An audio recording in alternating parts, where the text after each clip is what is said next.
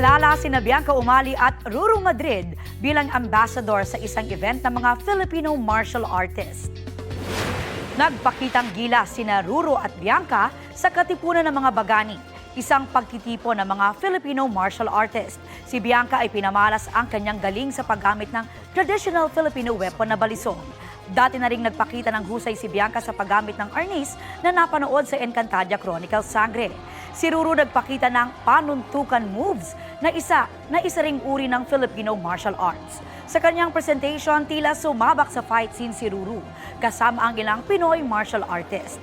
Chika ni Bianca at Ruru sa inyong mare, honored sila sa bagong pagkilala sa larangan ng Filipino martial arts.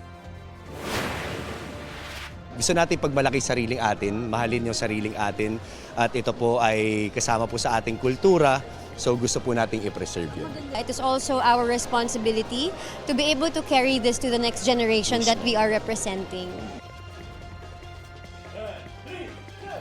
Samantala, attention Encantadix, may mapapanood na bagong karakter sa Encantadia Chronicles Sangre mamayang gabi.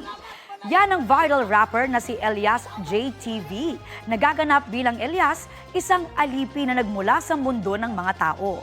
Ang kanyang kwento, abangan mamayang 8 p.m. sa Encantadia Chronicles Sangre sa GMA Prime pagkatapos ng 24 oras.